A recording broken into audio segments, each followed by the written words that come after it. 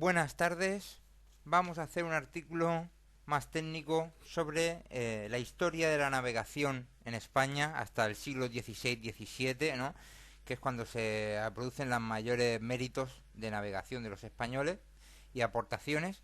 Y luego daremos un salto a lo que es el Star Tracker de Crisa de la misión Rosetta. Hablamos ya del espacio del siglo XXI, ¿no? Y empezamos con los fenicios, que aprendieron astronomía de los caldeos, y utilizaron la osa menor o la mayor para designar el norte, ya en los fenicios. De los fenicios pasa a Tales de Mileto. Bueno, la osa menor, la osa mayor y las estrellas circumpolares que están por allí, ¿no? De los fenicios Tales de Mileto aprendió, y este también los pasó a Grecia sobre el 600 AC, aunque dicen que había griegos ya usando las estrellas desde lo de los argonautas, cuando Chirón o Quirón desarrolló una especie de almanac náutico, ¿no? Para conocer constelaciones o estrellas septentrionales, para conocer la latitud o para conocer la altura del polo, ¿no? Lo que llamamos latitud es de polo a polo. Vamos dividiendo en líneas horizontales, y eso es para arriba y para abajo, de polo a polo, en la latitud, ¿no? Y luego vendrá ya con los siglos la longitud, que es de izquierda a derecha en la misma latitud, ¿no? Y ya conocían, dicen que la época de los argonautas, Homero y Troya y tal, cientos o miles de años antes de AC, pues ya utilizaban las constelaciones o estrellas septentrionales para conocer la latitud o la altura del polo. Y estos conocimientos básicos sobre estrellas circumpolares se mantiene hasta que los árabes invaden la península, y cuando ellos invaden la península, pues establecieron en Córdoba, Zaragoza, Granada, Toledo, Sevilla sus escuelas y academias de ciencias, ¿no? Son conocimientos que habían dejado los antiguos en estas academias, ¿no? Por ejemplo, con Almanzor se recogieron libros de Grecia y se tradujeron al árabe, como el Almagesto de Ptolomeo en el 827 DC, después de Cristo. Y de este Ptolomeo otras obras de, de este Almagesto de Ptolomeo y otras obras también se hacen otras obras de astronomía, Tebiz, Albactemio, que son las tablas toledanas de Arzaque, que es un árabe español, con tablas con los movimientos y los lugares de las estrellas fijas. La mayor parte son traducciones o extractos de astrónomos y matemáticos griegos, ¿no? A estos escritos y academias vinieron a enseñarse durante muchos siglos, Aquí participaban muchos hispanos y también se comunicó a muchas naciones, ¿no? Por ejemplo, Gerberto, monje francés, que después fue Papa Silvestre II, luego Campano de Novara, Gerardo de Cremona, que tradujeron todas estas obras de los árabes de las academias que habían aquí en la península al latín, José Hispano, Oliva, Abelardo, que propagó por Francia e Inglaterra todo, pues estas ciencias, los ingleses Daniel Morley y Robert Ketenensis, los rabinos o judíos españoles también traducían al hebreo y al latín. Y este espíritu, aquí de los árabes y tal, con las academias, también pasó a los reinos de Castilla y León, ¿no? Ya más adelante, por ejemplo, Alfonso X el Sabio, que reunió a muchos interesados en varias academias, particularmente una conferencia en Toledo para rectificar las tablas de Ptolomeo, que le costó al rey 40.000 escudos. Estas serían las tablas alfonsinas, referidas desde el meridiano de Toledo, ¿no? Y con la publicación de estas tablas alfonsinas empezó en España el uso de los números árabes, en vez de los romanos, hasta entonces los usados en toda Europa, ¿no? Ya era por el año 1300 DC, año de la coronación de Alfonso X el Sabio, ¿no? Después, 4 años más tarde, hizo que se rectificasen las tablas, ¿no? Y estas tablas fueron por más de 2 siglos la norma de todos los astrónomos y navegantes europeos, ¿no? Con muchas copias escritas en toda Europa, ¿no? Con fallos, escritas traducidas con fallos, ¿eh? Y bueno, ya en este siglo XIV, 1300 DC, ya se usaban instrumentos como el astrolabio u otros, ¿no? También destacaba ya en esta época una figura importante que era Raimundo de Lulio, mallorquín, en 1272. Hizo cosas, por ejemplo, como un instrumento precursor del quartier de reducción, que todavía en uso hoy en día, para determinar puntos de llegada o saber algún tipo de situación, ¿no? El quartier de reducción. O una rosa de los vientos, de 16 vientos. Menciona la aguja náutica o del imán, o también habla de las cartas marítimas, ¿no? Este Raimundo escribió El arte de navegar, ¿no? Y otros libros, ¿no? El arte de navegar. Su doctrina fue bien admitida, muy bien admitida en Francia, donde le dieron a su doctrina una cátedra especial en la Universidad de París en 1515, ¿eh? O sea, estamos hablando de que él publicó su obra El arte de navegar en 1272 y va a durar, pues eso, 2 siglos, 1515 y más, ¿no? Se hizo general su sistema en aquel siglo y también en España. En el siglo en que lo publicó ya se hizo general, 1272. Por ejemplo, Felipe II, que es ya del 16, que tenía los tratados de esta cátedra, ¿no? Los quería, ¿no? Leía. Felipe II leía los tratados de esta cátedra que ponían ahí en París, en 1515, y del autor mallorquín.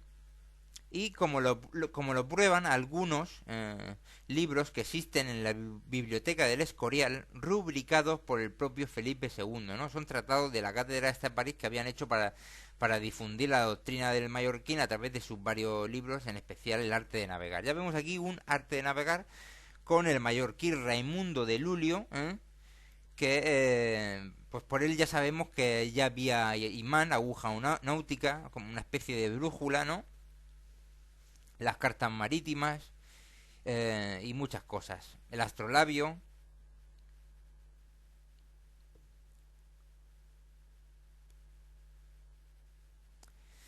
Pero, todos estos conocimientos todavía no daban la confianza para abandonar el método ordinario del cabotaje, de ir por la costa, con escalas por todos los puertos conocidos, que hacen la travesía más larga, ¿no?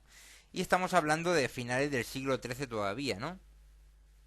Sobre el imán, ya Homero o Plauto dicen que lo mencionan en su uso en la náutica, griegos, fenicios o romanos lo conocían, Séneca también dijo que ya atravesaban los océanos, algunos se atrevían a atravesar los océanos, en vez de ir por el cabotaje por la costa. Sin embargo, en los trabajos de Plinio, unos trabajos extensos de Plinio sobre la náutica, y las invenciones y las investigaciones sobre la náutica y sus invenciones, y también, aparte de estos trabajos de Plinio, las investigaciones de Mr. Dutens, quienes ponen en duda el uso del imán en la náutica, en todos estos antiguos tiempos de los griegos, fenicios o romanos, ¿no? Los dominicanos y otros frailes extractan que los chinos llevan utilizando la aguja de marear, hierro con imán, desde hace 1000 o 3000 AC. Son muchos los testimonios que aseguran que la aguja náutica era usual en Francia, Italia, España, antes ya del siglo XIII, ¿no? Franceses, ingleses, nórdicos, algunos de ellos se atribuyen la invención de la brújula, ¿no? Los italianos de Amalfi dicen que la versión moderna de la brújula, suspendida en un eje vertical en una caja en vez de estar en un madero flotando en un recipiente con agua, esta versión la inventó Flavio Gioia, a principios del siglo XIV, en Amalfi, y la llamó bossola, de la que se dice que viene la palabra brújula, ¿no? En general, se atribuye a los árabes el paso del uso del imán a los europeos, y quizás desde India o China. Raimundo de Lulio, en 1272, escribió que los marineros se guiaban por la estrella polar y la aguja tocada al imán señalaba el septentrión, una manera de decir el norte seguramente, ¿no? En otro libro cita la carta, el compás, la aguja y la estrella de mar, como los instrumentos básicos de la navegación, este Raimundo de Lulio. O sea, aquí ya está hablando de la carta, el compás, la aguja y la estrella de mar, que será otro instrumento, ¿no? Y a pesar de todo esto, los marineros, o muchos de los marineros, no osaban todavía alejarse de las costas y cruzar mar abierto acortando los viajes. Esto todavía a principios del siglo XV.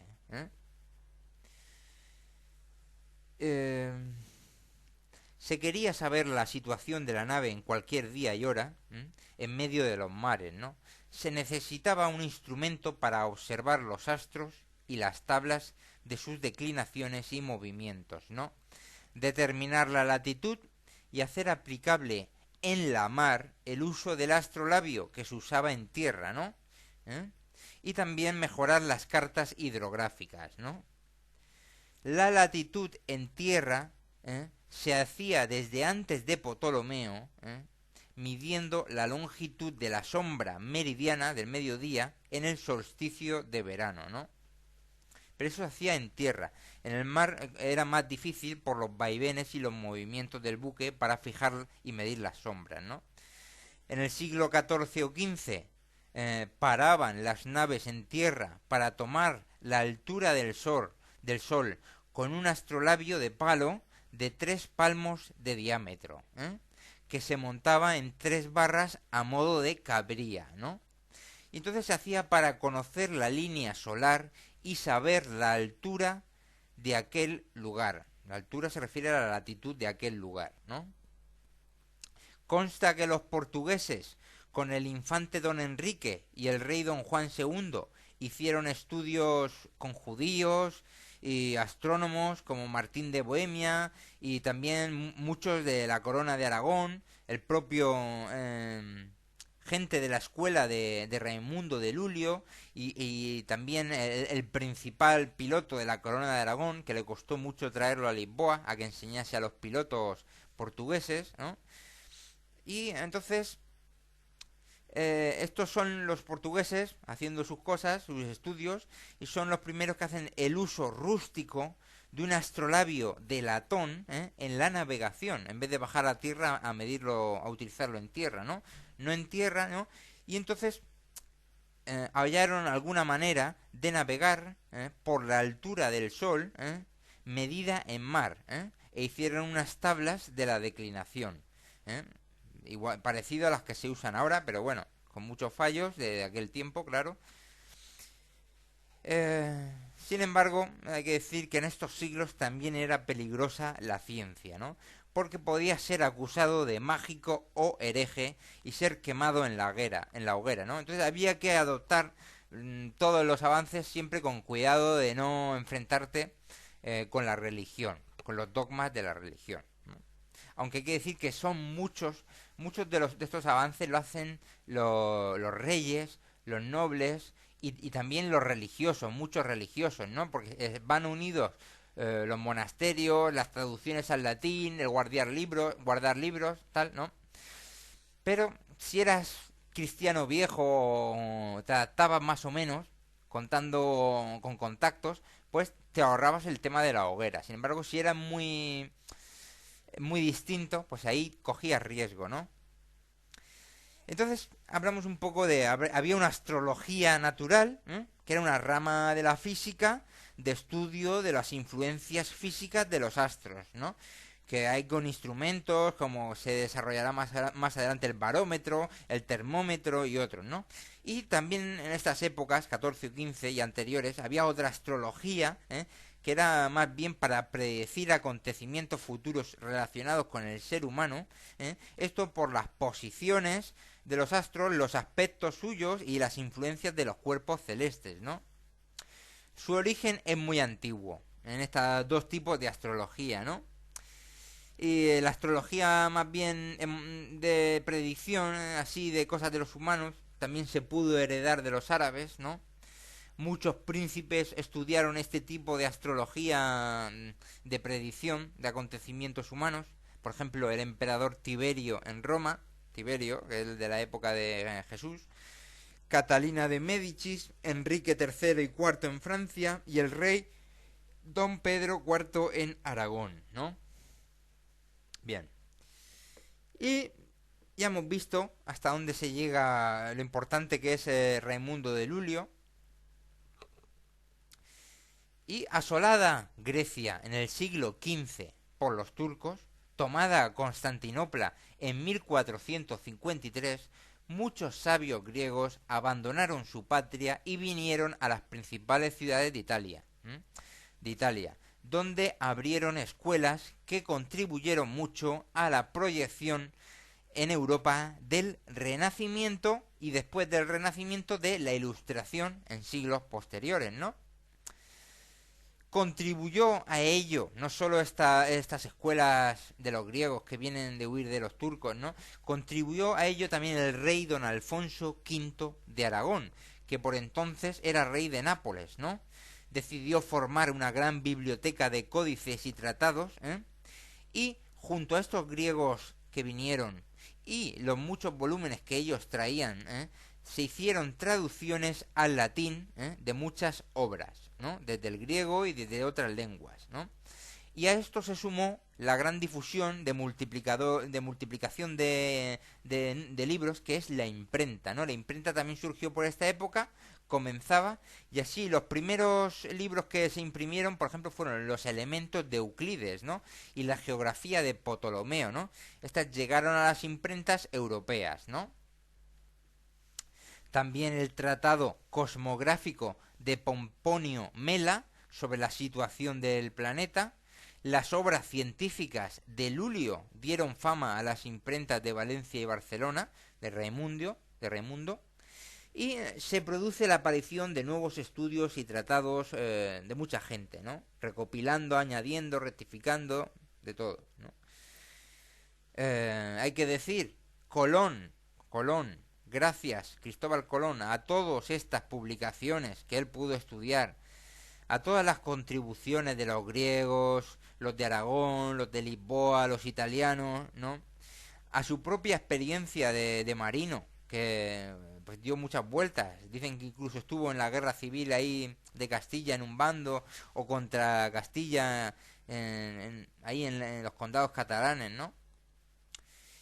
Y bueno, y gracias también a que él tiene muchos contactos, recibe muchos testimonios de marineros y habitantes de las islas del Océano Atlántico, ¿no? Entonces, Colón consiguió, con el fundamental apoyo de los religiosos dominicos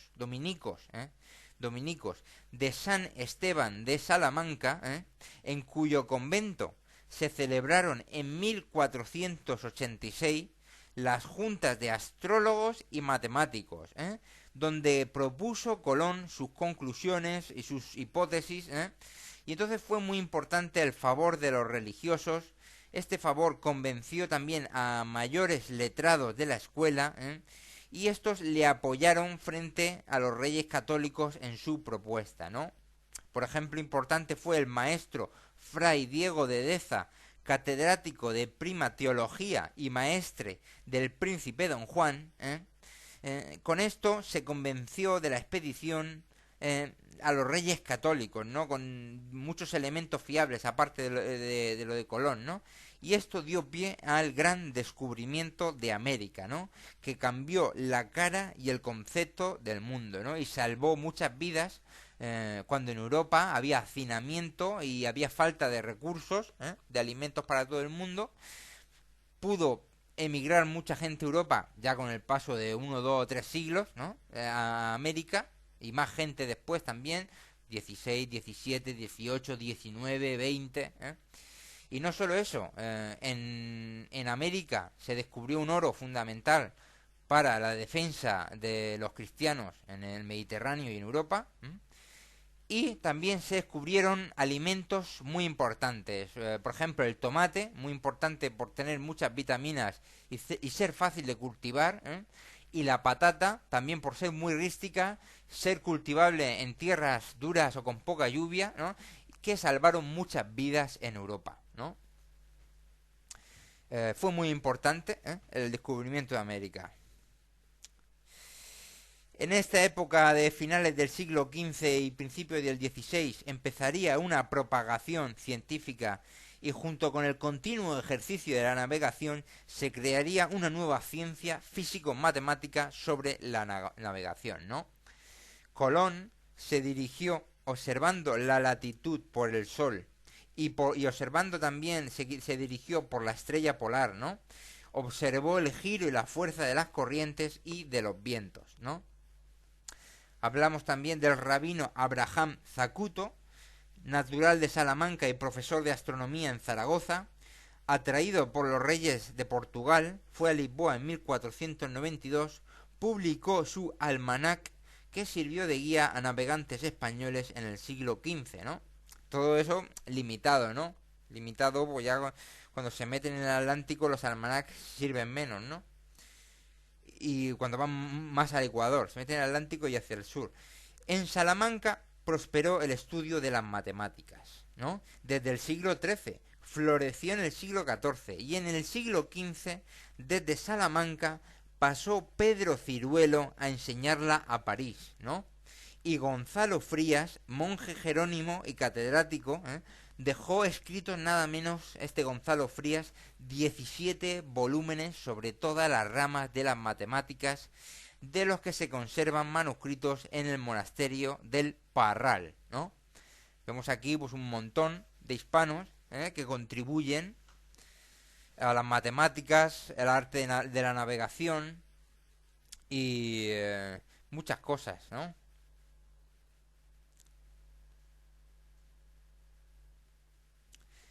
Entonces ya se crea en Sevilla una universidad particular para los adelantamientos de la marina y la navegación. En 1503 se crea la Casa de la Contratación en Sevilla para el tráfico y comercio de los nuevos territorios que se descubren. El rey católico llamó a varios prácticos de Indias, Díaz de Solís, Yáñez Pinzón, Juan de la Cosa, Américo Vespucio, para que continuasen las expediciones, y decidió que Américo Vespucio se quedase en Sevilla para hacer las cartas de marear, ¿no?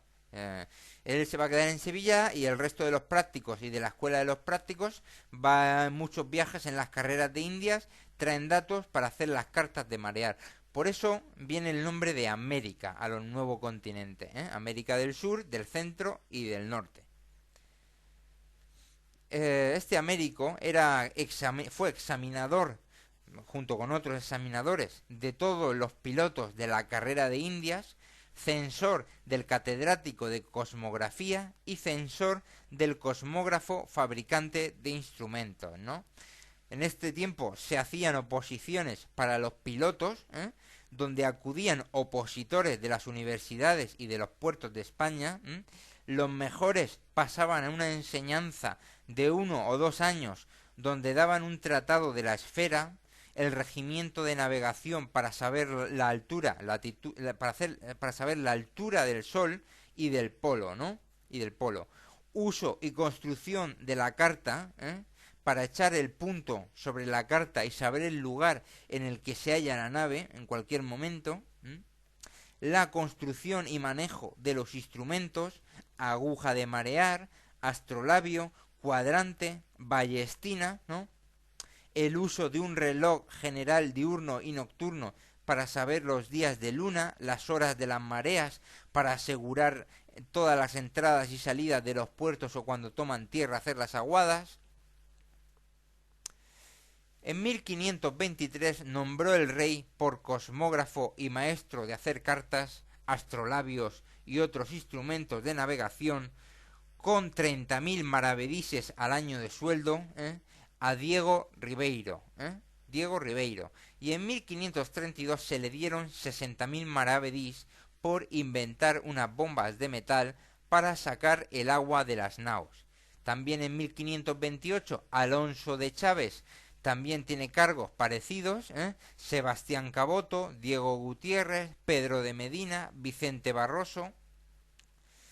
Y Vicente Barroso, el primero en España que hizo bombas de madera para achicar agua más útiles y baratas que las de metal del cosmógrafo Diego Ribeiro.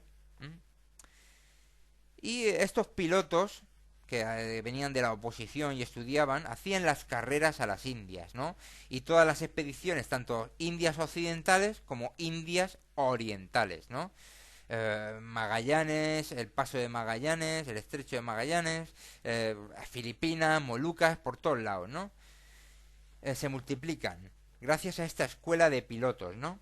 Y entonces entregarían y serían los pilotos de las armadas, de las flotas, y entregarían cada diario de cada expedición con los que ir haciendo las cartas, ¿no? Con numerosos apuntes y mediciones en cada uno de los sitios de todas las carreras y con el que hacen cartas grandes, ¿no? A principios del 16 siguen contándose con expertos de todos los países que llegan a Sevilla, también como el inglés Juan Caboto, el capitán portugués Fernando de Magallanes en 1518, ¿no? Hay secretismo también, las cartas y los demás instrumentos se guardaban en una arca de 2 llaves que tenían el piloto mayor y el cosmógrafo más moderno, ¿no? Esto era para evitar su difusión a otros países o intereses de particulares mercaderes, ¿no? Hablar de Pedro Mexía en Sevilla en 1537, cosmógrafo de la contratación. Alonso de Fuentes, también sevillano Martín Fernández Enciso, con obras muy importantes. Esto no mencionamos estas obras de Enciso, pero hay bastantes obras ahí y que se han utilizado después por muchos otros, ¿no? Las tablas de Zacuto o las tablas de Regiomontano no servían para las Indias, ¿no? Había que corregir las tablas de los movimientos celestes y especialmente los de la Luna, Júpiter y Venus, ¿no? Que se utilizaban para ir midiendo y saber dónde están las cosas, ¿no? Escribía Mercado en 1568 que desde hace 30 años era muy raro navío que se perdiera, porque partían en buena coyuntura y ni rehusaban de partir a la entrada o mitad del invierno, o sea, incluso a la entrada o mitad del invierno ni siquiera rehusaban de partir por los conocimientos y la confianza que iban teniendo, ¿no? Y eso que en tierra, en invierno, ni siquiera se hacían campañas de tierra en invierno, pues fíjate, en mar aún menos. Y incluso se cerraban 4 meses del año en los puertos para que nadie entrara y saliera porque era peligroso. Y bueno, destaca Pedro Medina, que dedica otro arte de navegar, que nada menos que en 8 libros, lo dedica al príncipe Don Felipe en 1545, ¿no? Es un libro muy completo y famoso, impreso en Valladolid primeramente, en 1581, casi 40 años después, Mr. Coignet en Amberes publicó un suplemento a la obra de Medina. Esta obra de Medina, Arte de Navegar, fue traducida al instante al italiano, al francés, al flamenco y sirvió por mucho tiempo de guía a los navegantes de todas las naciones, tanto que Nicolás Nicolai, geógrafo del rey francés Enrique II, diría sobre esta obra de Pedro Medina: «Oh, feliz nación española, cuán digna eres de loor en este mundo, que ningún peligro de muerte, ningún temor de hambre ni de sed, tú y otros innumerables trabajos que han tenido fuerza, para que no hayas dejado de circundar y navegar la mayor parte del mundo, por mares jamás surcados y por tierras desconocidas de que nunca se había oído hablar, y esto solo por el estímulo de la fe y de la virtud, mucho más lejos que cualquiera de los antiguos, ¿no? Los franceses, esto lo dice el geógrafo del rey francés, encantado con la obra de Pedro Medina, que como dijimos, lo usarían todos los navegantes, ¿no? Otra nueva obra española que se va a utilizar como modelo en muchas escuelas de náutica, igual que Raimundo de Lulio, igual que la de Enciso, que también hizo cosas. Y los franceses tanto honraron su obra para sus escuelas náuticas que reimprimieron la traducción francesa por lo menos en 1561, 1576, 1615, 1628. Medina debe ser reconocido como uno de los padres de la ciencia náutica, ¿no? Trazando casi el primero, el camino que después siguieron otros, perfeccionando y corrigiendo ese camino en los próximos 3 siglos, ¿no? Pedro Medina nació en Sevilla en 1493 y su obra, como decimos, primeramente impresa en el 45, fue reimpresa varias veces en francés, inglés, alemán, italiano, flamenco, y fue muy aplaudida, ¿no? Este Pedro Medina fue examinador muy principal de los pilotos y maestres de la carrera de Indias. Sin embargo, hay que decir que Pedro Medina no fue el único, ¿no? Al mismo tiempo, se terminaba de imprimir en 1551, en Valladolid también, el Breve Compendio de la Esfera y del Arte de Navegar, otro arte de navegar más, por Martín Cortés, ¿no? Estas doctrinas de Cortés las presentó con más claridad y brevedad que Medina, ¿no? Y era más fácil, ¿no? Y por esto los ingleses lo apreciaron más que lo de Medina, ¿no? Traduciéndolo al inglés para su fomento expedicionario y imprimiéndolo en 1561. Lo tradujo un inglés, ¿no? Hablaba de la cosmografía necesaria para la navegación, los movimientos del Sol y la Luna, las oposiciones, las conjunciones, los eclipses, división del tiempo, hablaba de las mareas, los anuncios de las tempestades, fabricación y uso de instrumentos, vientos, cartas de marear, con los grados de latitud ya metidos ahí, el imán, la fábrica de la aguja, la construcción y el uso del astrolabio, tomar con el astrolabio las alturas del polo, mediante la altura meridiana de mediodía y la declinación del sol, la fábrica y uso de la ballestilla para tomar las alturas del polo, otro instrumento para fuera del mediodía saber la hora y la altura del polo por los rayos del sol. Habla de las leguas que se recorren por grado, echar el punto en la carta, que es saber dónde estás en la carta, también otro instrumento para saber las horas del día y el rumbo en que sale y se pone el sol, ¿no? Se reimprimió muchas veces, ¿no? Martín Cortés era natural de Bujaraloz, en Aragón, ¿no?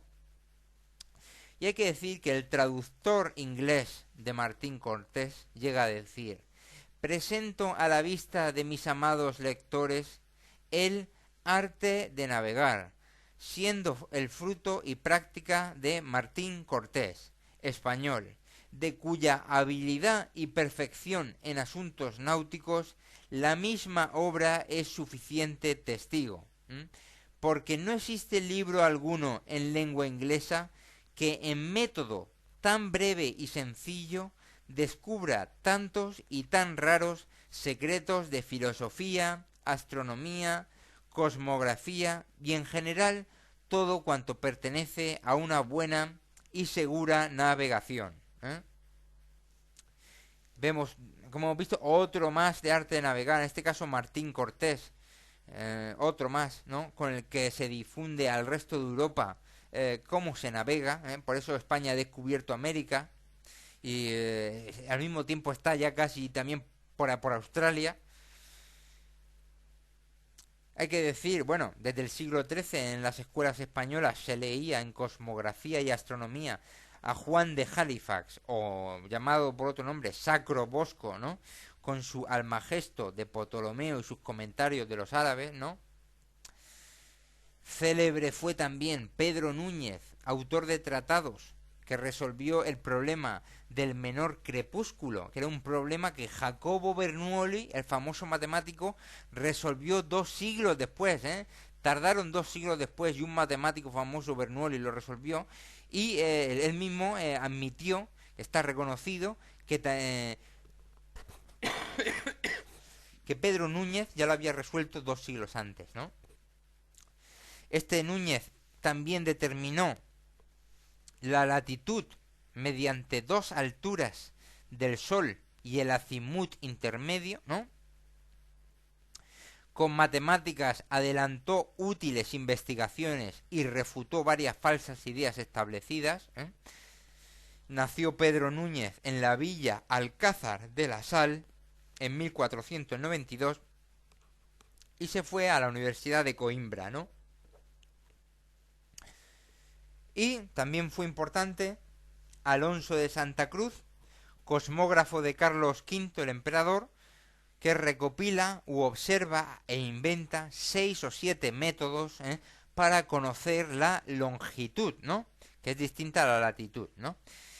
También Pedro Apiano, también bajo mecenazgo español, desarrolló o estudió, hizo importantes estudios para conocer la longitud, que fueron alabados por Kepler, incluso por Kepler más adelante, pero sin embargo no servían. Todos estos intentos de la longitud no servían, pero son trabajos muy importantes que van a quedar para el futuro que se va a hacer de la longitud, ¿no? Alonso de Santa Cruz también conoció la imperfección de las cartas planas y trazó las primeras cartas esféricas que llevaban el tema de los grados de latitud, sin determinar cuánto cambia cada grado según la latitud, eso iba después con el coseno y tal de las cosas. Las primeras cartas esféricas mucho antes que Wright o Mercator, a quienes se les atribuyen esa invención de las cartas esféricas, ¿no? Y bueno, aquí a partir de aquí hay muchos otros autores, ¿no? Españoles, italianos, de otros sitios, que van sacando más cosas, van rectificando, pero siguen el camino de estos autores anteriores que hemos dicho, tanto de Raimundo, Pedro Medina, Diego Ribeiro, ¿no? Pedro Mexía.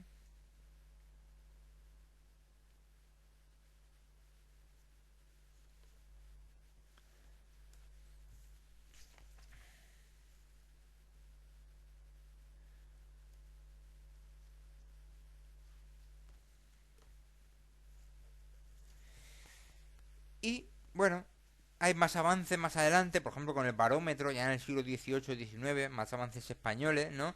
Hay avances en trigonometría, ¿no? Pero estos son las bases que se hacen de la navegación. Y estas son las razones de por qué España descubre América, y no es Portugal, no son otros, por qué llega tan lejos tan fácilmente, que está...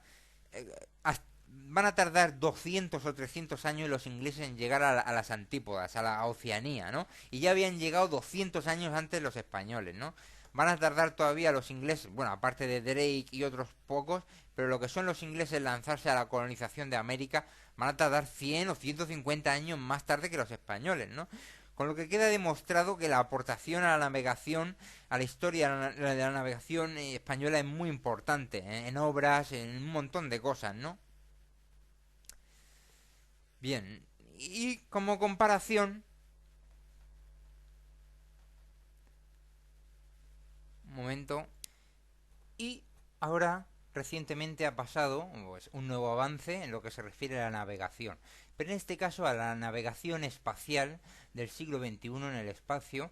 Vemos la misión Rosetta, cómo ha navegado a través del espacio hasta contactar con un meteorito, con un cometa, para hacerle unas pruebas, ¿no?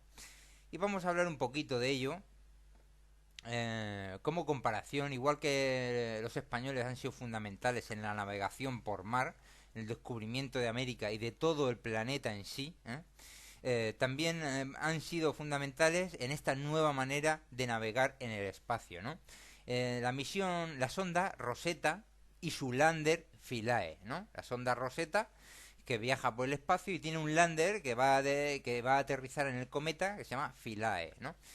Y pues ahí vamos a hablar de todos los equipos y fácilmente la industria española en la aventura de Rosetta, ¿no? Y bueno, los componentes de Rosetta se fabricaron y se ensamblaron en años anteriores a su lanzamiento en el 2004 de la sonda. Y, y entonces, pues por ejemplo, tenemos a Airbus Defence and Space España, ¿m? Que es la antena de media ganancia. eh, Son dos antenas.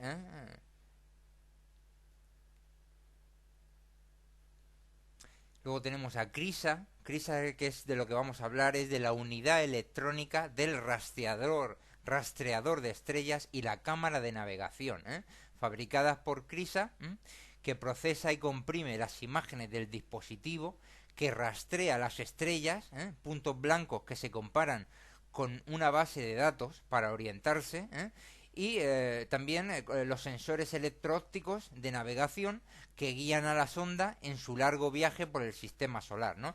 Vemos aquí que es lo mismo, se comparan con una base de datos para orientarse, base de datos de las estrellas, y antes eran las tablas, las distintas tablas que hay de las declinaciones de los astros observándolos, ¿no? Es lo mismo. Esto es por parte de CRISA, la unidad electrónica del rastreador de estrellas y la cámara de navegación. En inglés es el Star Tracker. Star Tracker. Thales, otra compañía española, Thales Alenia Space España. eh, bueno, unidad de interfaz aviónica, terminal remota, electrónica del mecanismo de despliegue. Eh, Otra unidad de interfaz y otra unidad de distribución de radiofrecuencia, tal. Bueno, telemetría, radiofrecuencia, cosas de las antenas, ¿no? Sener ha realizado varias cosas. El boom para los experimentos, que son mástiles desplegables.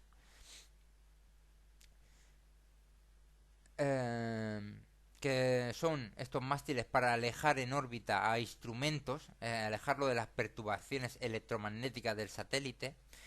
Persianas de control térmico, pantallas ópticas de atenuación de la radiación solar, unidad electrónica de control y mecanismo de las ruedas de filtros, de las dos cámaras y del instrumento Osiris, que este es el principal sistema óptico de Rosetta, ¿no?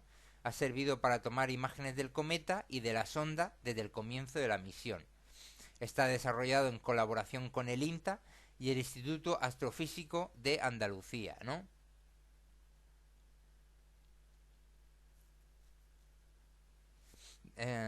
Lo que son la unidad de electrónica de control y el mecanismo de las ruedas de filtros de las cámaras, de las dos cámaras del instrumento Osiris. El instrumento Osiris tiene dos cámaras. Luego también una unidad electrónica de control del instrumento guiada. Bueno, más cosas, ¿no? GMV fue también clave en la fase inicial de análisis de la misión y actualmente tiene desplazado personal en los centros para trabajar en las tareas de planificación y control de Rosetta. También Alter Technology Spain, coordinación de componentes electrónicos y algunos instrumentos, ¿no? Pero principalmente a lo que vamos, que es la navegación. Está CRISA con varios equipos, y unidad electrónica del rastreador de estrellas y cámara de navegación. Hemos dicho GMV, que ha participado en el ajuste de la trayectoria de la sonda y en varios aspectos relacionados con la navegación.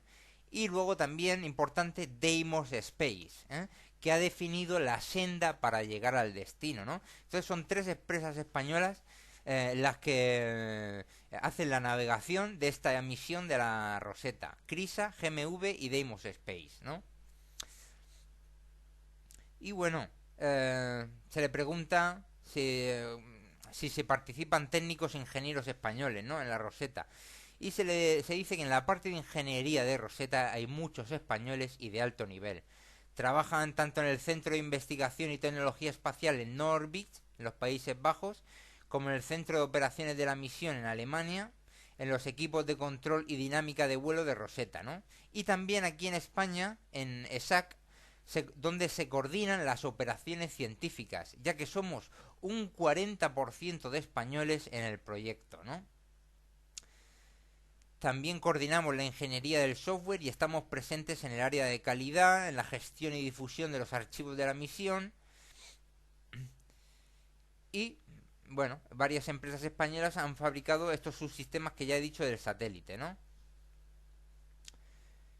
Y se habla del aterrizaje en el cometa. Sí, es un reto de ingeniería difícil, ¿no? Es un reto, es un descenso único. Si te pasas de largo o filáis estrella durante el aterrizaje, puede ser el final de este robot. Rosetta ha dado varias vueltas alrededor del sistema solar hasta llegar a su objetivo, para que veamos lo grande que es la navegación. Varias vueltas alrededor del sistema solar hasta llegar a su objetivo. Para perseguirlo ha habido que llevarla muy lejos, hasta la órbita de Júpiter, y a pesar del tamaño enorme de sus paneles solares, 32 metros, 32 metros de paneles solares, que es la envergadura de un Airbus 321, pues estos no aportaban suficiente energía allí en Júpiter, ¿no? Y hubo que hibernar la nave, apagar todos los sistemas durante casi 3 años y volverlos a activar, ¿no? Fue un despertar realmente crítico, pero salió bien, ¿no? Otro momento clave fue la inserción en órbita hasta alcanzar la misma velocidad del cometa, ¿no? Y hay que tener en cuenta la naturaleza variable de los cometas, que te obliga a estar preparado para cambiar rápidamente de planes, ¿no? Entonces esta misión es única, ¿no? Por varios motivos. Aparte de que se aterriza sobre un cometa, y también por primera vez se ha logrado orbitar alrededor de este tipo de objetos. No solo llegar y observarlo, sino hacerlo a su alrededor de forma permanente. También es algo único seguir la evolución de un objeto de este tipo durante tanto tiempo y tan de cerca, ¿no? A pesar de las distancias tan lejanas a las que se encuentra. Ahora unos 400 millones de kilómetros de la Tierra. 400 millones de kilómetros, ¿no? Estamos viendo la superficie del cometa con definiciones de centímetros que no se había logrado hasta ahora en nada cercano a eso, ¿no?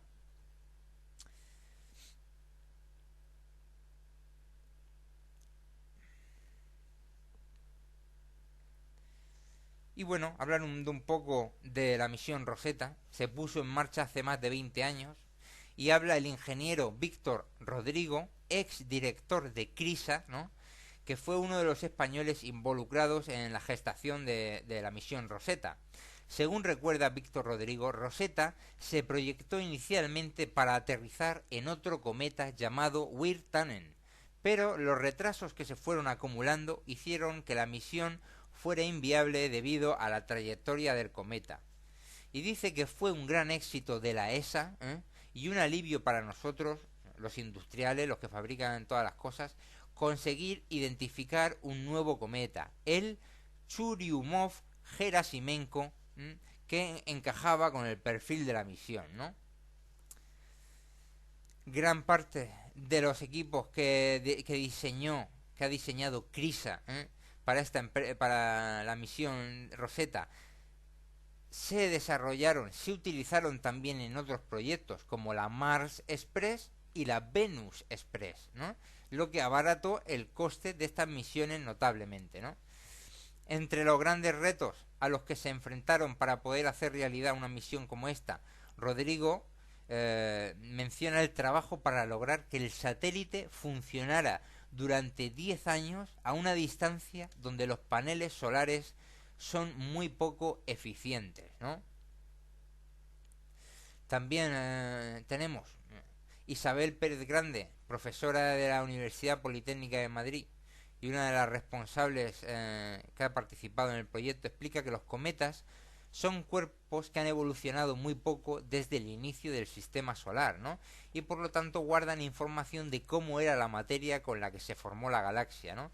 Esta información es básica para entender cómo se formó y la posterior evolución de nuestro planeta, ¿no?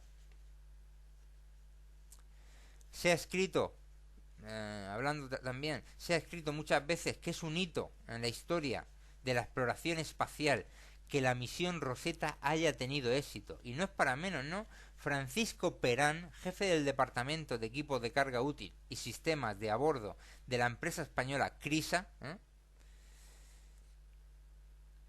y que ha desarrollado sistemas fundamentales para el posicionamiento de la sonda, hace ver que acertar con el cometa y posarse en él desde el punto de vista de la astronáutica es más complicado que llegar a la Luna o que las misiones Voyager de la NASA.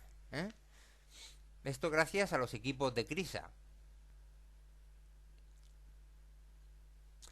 Por ejemplo, el acertar a 10 años vista a 640 millones de kilómetros con un punto exacto en un momento concreto es una cosa asombrosa, ¿no? La primera vez que me lo contaron en 1995 de lo que se iba a hacer, yo no daba crédito, pensaba que estaban soñando. Esto lo dice el ingeniero Emmett Fletcher, ¿no?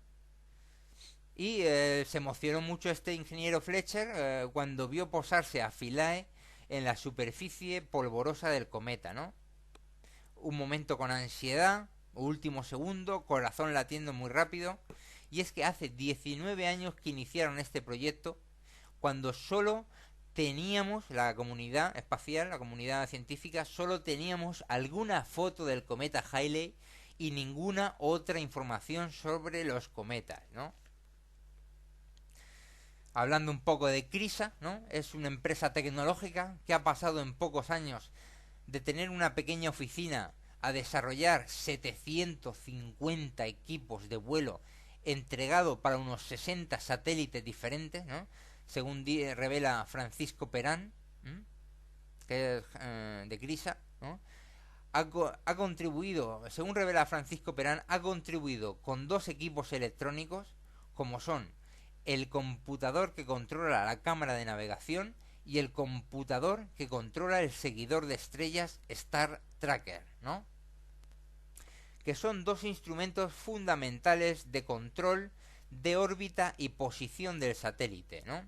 El seguidor de estrellas, el Star Tracker, reconoce las estrellas que ve y proporciona datos de orientación según las mismas, y la cámara de navegación, ¿no? Según las mismas, ¿no? Según las estrellas. Y la cámara de navegación proporciona ángulos respecto a los objetos a los que se está acercando, por lo que se permite ajustar las aproximaciones, ¿no? Según explica el ingeniero de CRISA. Resumiendo, sus computadoras permiten saber dónde está la sonda y hacia dónde apunta, ¿no? Todos nos hemos formado en las escuelas de ingeniería españolas, ¿no? Los de CRISA, ¿no? Sirve, por ejemplo, para que a 640 millones de kilómetros de la Tierra, cuando el satélite salió de hibernación, este se reoriente para que su antena apunte hacia la Tierra, dice Perán, que hace ver que a esa distancia la Tierra es un objeto muy pequeño y se necesita mucha precisión en los ángulos para lograr la conexión. ¿No? Para poder lanzar a Philae, Rosetta debió realizar una secuencia de 10 maniobras de frenado y corrección orbital para acomodar su velocidad de 55.000 kilómetros hora, a acomodar su velocidad de 55.000 kilómetros hora y su órbita a la del cometa, ¿no? Reduciendo su velocidad relativa a menos de 3 kilómetros hora en el momento del encuentro, ¿no? La velocidad relativa con el cometa. En estas operaciones extremadamente críticas ha jugado un papel especial la cámara de navegación. El ingeniero afirma con orgullo que CRISA es una empresa puntera en todas las áreas y con desarrollo español. Y añade que prácticamente todos somos españoles y nos hemos formado en las escuelas de ingeniería españolas, ¿no? Entonces,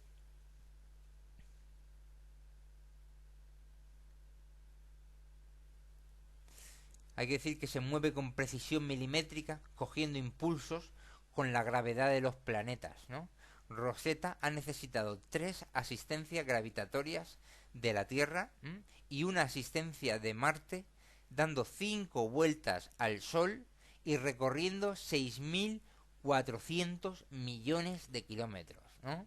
Camino de encontrarse con el cometa 67P Churyumov-Gerasimenko, antes de lanzar a él el módulo Philae, ¿no? Y como hemos dicho, esto no solo se necesita a CRISA, ¿no? Sino para el tema de la precisión a SENER, ¿no? SENER, que tantos equipos ha hecho, que tanto desarrollo de los mecatrones, para muchos telescopios, antenas, de todo, ¿no? Que con variaciones millonésimas de centímetro, ¿no? Y pues eso también es muy importante tener. Boom para experimentos, persianas, pantalla de atenuación y las unidades electrónicas de control y el mecanismo de las ruedas de filtros del Osiris, ¿no? Que es el principal sistema óptico de Rosetta. Y la unidad de control del instrumento guiada, ¿eh?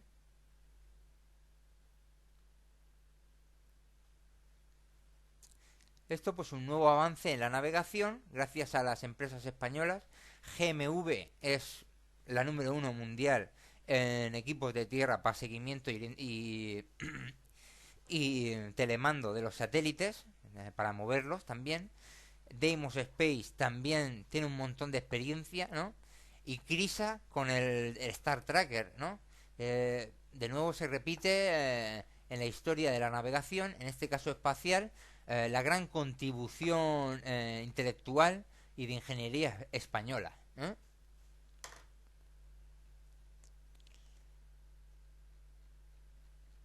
Vale, muchas gracias.